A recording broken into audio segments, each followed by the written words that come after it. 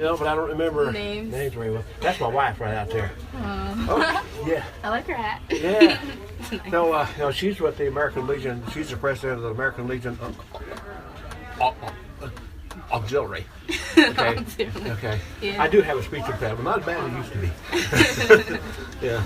So anyhow, let's get started. What's your first question? Okay. Did you start it yet? Because you guys last year were very well prepared. I was impressed. Oh yeah, we're prepared. Oh yeah, all right. Okay, so what was your occupation before the war?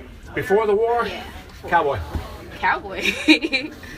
Yeah, I was 17 when I graduated, and who's going to hire a 17-year-old who stutters? I stuttered so bad I couldn't say my first name. That's why I used the name Curt. I can say that. Yeah, Norman's my first name. But so I hired on at the corporate ranch. I'm Springfield, Missouri. I hired on at the corporate ranch in northern Montana. I thought that'd be fun, sitting around campfire. Bullshit. Excuse my language. No, didn't work that way. No. You work from sun up to sundown, most of the time working fence and stuff, rebuilding broken down fence, you know. Then, with the hole in the fence, you got to go out and grab the cattle, get out and bring them back. They don't want to come back in. But you bring them back in, and you eat in the morning before sun up a little bit. You don't see the bunkhouse maybe about once a month. Wow. It's 800 some odd thousand acres. Yeah. Went into Canada. But that's what I did before I joined the military. That's cool. You want to do the next question? Yeah. How did you feel when you got drafted? I didn't get drafted. I joined. Okay, because the draft was looking down my neck. Wow. And my dad he didn't want me in the Navy, which he was in. He didn't want me in the Army or Marines. I joined the Air Force because it was technical, and I was very into electronics as a young kid. Okay, and they had vocational electronics in high school, and I aced that. I did very well, and that's why I joined for the technical, which I'm glad I did. I'm glad I did. Next. Okay. Oh, you can read the next one if you want to. What were the conditions like over Oscar? Well, conditions of like the basic boot camp or like the war conditions. Oh, always great. The conditions in the Air Force always was pretty damn good. Yeah, because we were not directly involved with the enemy, indirectly. Okay, the Air Force is now. After the Cuban crisis was over, you heard about that? Yeah, I was sent up to Goose Bay, Labrador, which is a refueling station for aircraft. They have refueling tankers up there. And they brought in 300 more. That made it 333 tankers we had, and they were flying out about every 22 seconds. Wow. So had bombers sitting up there doing this. Jeez. Okay. Flying around fully loaded, ready to go. We were 10 seconds from war. 10 seconds. We got within 10 seconds. Oh my gosh! Wow. Nope, not many people know that, but military people do. And after that, I was asked to volunteer. If I wanted to volunteer to Marine Special Forces because of my marksmanship ability. I was raised by Cherokee Indian, and my grandfather was a gunsmith, so I was very, very good. I could strike a match, at 25 yards with a 22 rifle. Wow. I could strike a little match with. Yeah. So I wound up a sniper and special mission to Vietnam in late '65. But once you did your special mission, that goes. Those are unrecorded, and you don't have to go over there permanently, for any length of time. I thought that's a pretty good idea. And being raised Cherokee Indian and stuff, a lot of us were farmers, stuff like that. And we were able to live off the land and things like that. We didn't find it that difficult. And always look for the best in everything. We were always kind of taught that in the military. You look for the best in everything, and the camaraderie, and the trust among anybody. You don't even have to know it. The trust is there, and that's the way your military works. And so then you can. The respect we showed to the civilians in Vietnam helped us out. They helped us out a lot, okay? And that's how I got out, okay? I was just there. And, okay, so now there's some more questions. Oh, yeah. Okay. Where were you stationed when you first started? When I first started, okay, I was stationed at, after Lackland Air Force Base, which was the boot camp. I went to Chanute Air Force Base for the second part of boot camp and technical training, and then I went to Lincoln Air Force Base in Nebraska. Oh, Nebraska. And I was there until the Cuban crisis started, and then they shipped me out to Goose Bay, Labrador, which is on the northeast coast of Canada. Now, geese don't go there. They're smarter than we are. So. Yeah, it's cold up there. Yeah. Oh, boy. I overslept when the summer first started by about 20 minutes, almost missed summer. Wow. Wow. That's what they say. Okay. Yeah, that's the joke there. Yeah. And this is a base that's shared by the Royal Canadian Air Force and the American Air Force. Okay, they share that same base. It's a big place, and a lot of room there. And they have big tank fuel lines coming up from the coast where the tankers come up and hook up. Okay, from the sea. And they pipe it up to fill the tanks up there, and then from there they fill the tankers so they can go up and refuel. And then after that, That's a lot to fill the tank. Yeah, it is. It's a lot of work, man. A lot goes on, and it all is together because we perform without question. Because the person that's in charge, he knows more than we do, and there's a reason for that, okay? And we only know what they intend for us to know, because the least you know, the better it is in case you're captured. Damn. Hey, think about it. Yeah. The least you That's know, the true. better off you are. So then, after that, let's see, I went from Labrador, I went to Blytheville Air Force Base, because they thought I might want to be near home in Springfield, Missouri. And then I got out. Yeah, after the end of 8 years, I left the Air Force at that time. Okay, after Blytheville in late '67. Then the next question.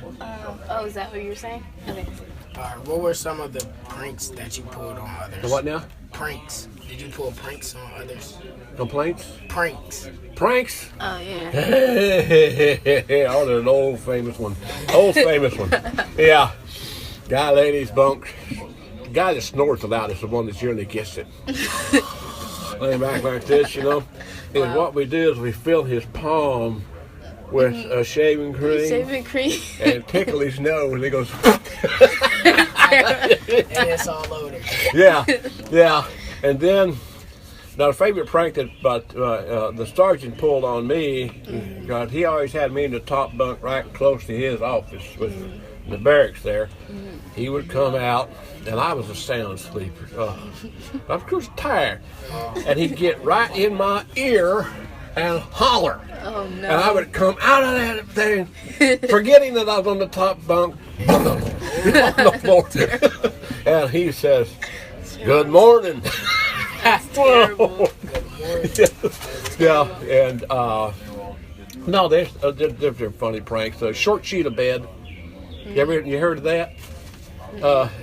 While your buddy's out doing whatever, guard duty or treating whatever, is you take the bunk apart and you take the bottom sheet and you bring it up halfway underneath, up halfway, and you make it look like the top sheet, So when he gets in bed, shoots himself out. He shoots himself out of the bunk. That's terrible. When he hits the bed. Yeah, that's a couple of them, man. I don't remember too many more. Do you recall any particularly humorous or unusual events? Humorous or unusual events? Yeah. Let me see. There were so many of them. Which would be the best one? Oh yeah, I'm trying to learn how. They have an exercise in boot camp where you enlisted people learn to report to an officer. Now, mind you, I stutter. I cannot say my first name. I cannot get that Norman out. And So if you make any kind of mistakes, like too far or too close to the desk, or you salute incorrect, like you poke your eye out or something, you know. Yeah. And he turns you to turn around and go back to the end of the line. And a lot of guys turn around and go back to the end of the line, including me, because I couldn't get my first name out. So finally, I was it. I was no more left. And I went back in there, and he hollered at me. He says, "I thought I told you to go to the end of the line." Well, I got a little upset, and I said, "Sir, there ain't no end of the line no more." And he turned around, and I know he was trying not to laugh. And he says, "Airman Bean, you got another name that you can say? What's your middle name?" And I said, "Curtis." "You can say Curt." "I like Curt. That sounds good and strong. Go try it again." So I went out there and I reported Airman Bean, his last name first, Bean Curt, reported as ordered, sir. And I thought he was going to cry after that. I finally made it. But you know, they didn't because I was never bullied because of it, like I was in school. I was bullied from first grade to senior year. That's not Bullied. That's not good. And I was always in trouble for fighting because I didn't mind you laughing and you snicker at me, I'll whoop your butt. Oh, wow. now, not a woman. But most girls had more respect. Yeah. But majority of girls had respect because usually it's their boyfriends that did, you know that. Oh, no. I didn't care how big you were either. I'd whip you.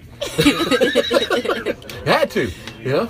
And so that kind of helped out a little bit, you know, as I grew older. But I still had respect for folks, so I was taught that. That's good. Okay, my grandparents and my parents and uncles and aunts, they all respect.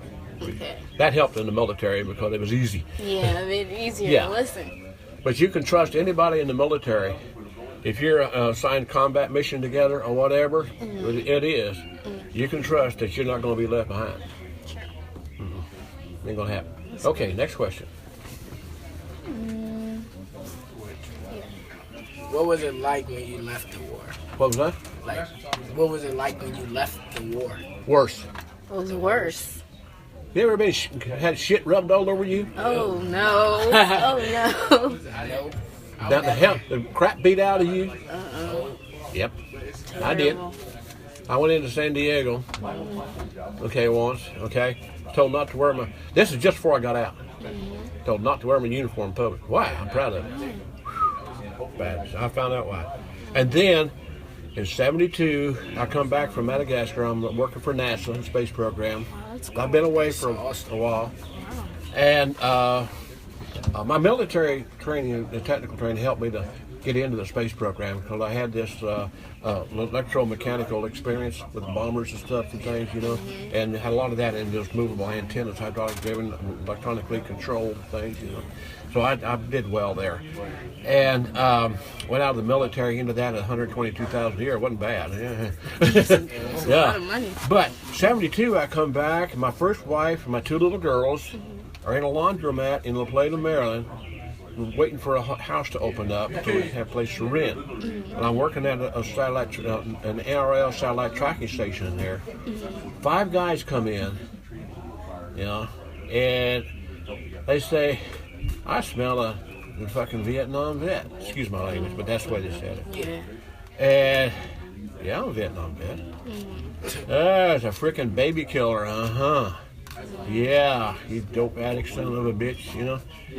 And they whooped my butt in front of my kids. terrible. Now, I didn't lift a finger and hurt any of them. Now, I'm 3rd degree black belt, by the way, Korean martial arts, offensive martial arts, by the way. Wow. I can kill her. Good. And I didn't lift a finger because my kids are there. Yeah, your kids. How would you are- feel if your yeah. daddy hurt somebody? Yeah. You know, you wouldn't understand that. So. And then I finally, after I got out of, about 2 weeks later, I got out of the hospital, and I went and got a lawyer, and the judge threw it out of court. He said, "What the hell did I do to piss him off? Get out of my court." That was how I got treated. Then I couldn't buy a house, I found out, because Vietnam vets are not trustworthy. Okay? And because we're dope addicts and all these good things, you know, we got all screwed up in the mind. And so I couldn't even get a loan for a house, even though I had something like $110,000 in the bank.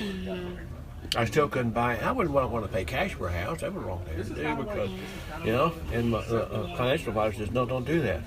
And yet, I could not get any credit That's because terrible. we're irresponsible people. Yeah, that's how we were treated. That's not You good. know, it's not. They've not. learned, It's the not public fair. has learned the hard way that that was wrong. Yeah. And one guy had told me, he said, I didn't have to go. What do you mean I didn't have to go? I was ordered. Yeah, you were ordered I to go. volunteered for the service, but I followed orders. Yeah.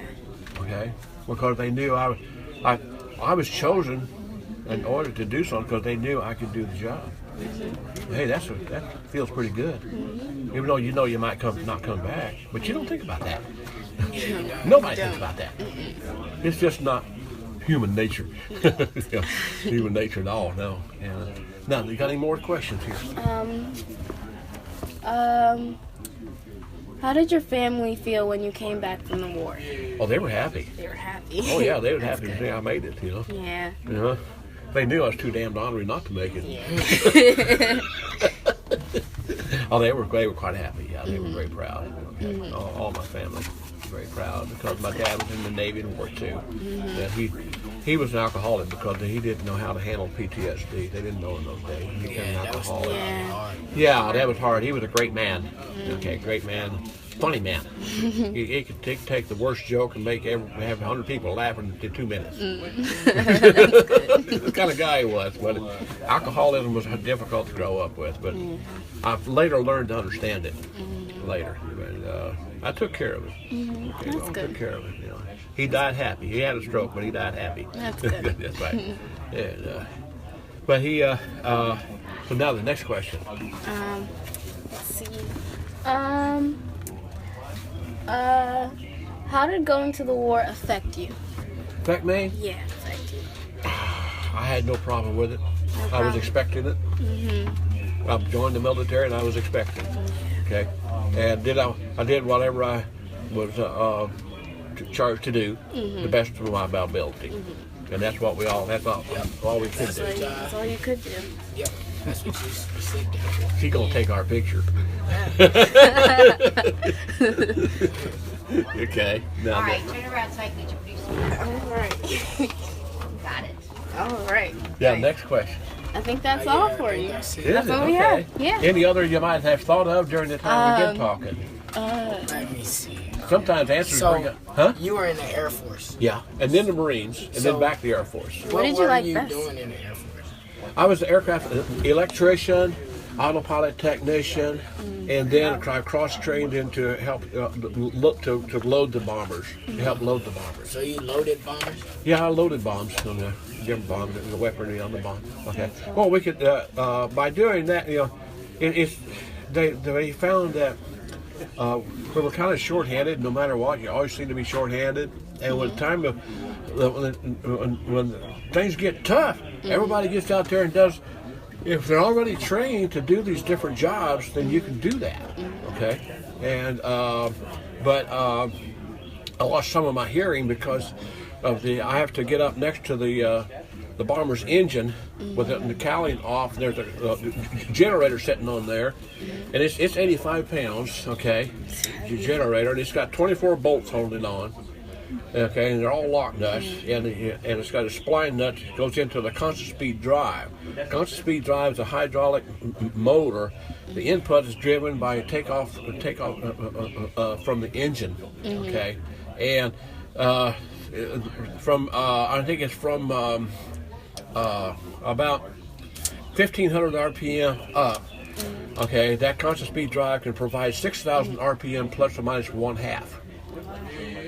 Yeah, so that generator is always moving. That's turning at 6,000 RPM. That's fast. And that's how they get 400 hertz, not 60 hertz, 400 hertz. Okay, for the aircraft, the transformers and all equipment, electrical equipment is a lot smaller because 400 hertz they found was more efficient than 60 hertz. But it was too late to change America to 400 hertz. And the all electrical systems controlled the hydraulic systems, valves and whatever. And I lost, even though we wore earplugs and these ear muffs, but we could communicate.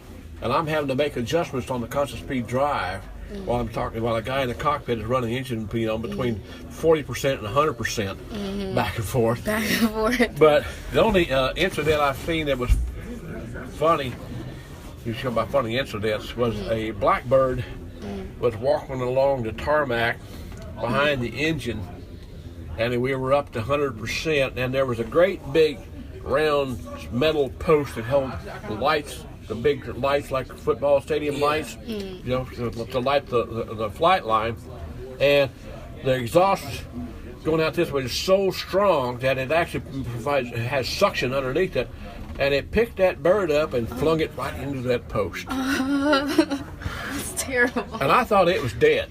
Oh, I was just about to. It went back Well, up and actually, flew it away. bounced off that thing. Wow. And start walking again. Yeah. So I went over there, and they shut the engine down. I went over and I picked that bird up. Yeah. And myself and a couple other guys, we nursed that bird back to health. It did. Yeah. If it could survive that. Yeah. Well, it was fun. We were laughing like all kids. I thought it was gone, But I have hearing aids because of that. But I do play music today. That's good. I do. What did you play? I can play guitar, 6 and 12 string. Wow. I play classic country, folk, gospel, okay, things like That's this, cool. That's A cool. little bluegrass, not on 12 string. They love I treated myself to some top end 6 and 12 string now. I made by Taylor. My wife loves them. Yeah, my wife. I do the House of the Rising Sun on that. You ever heard that? Okay, you should hear that. Okay, yeah, you'd like nice. that. Yeah, you'd like that. Okay, it's a beautiful song.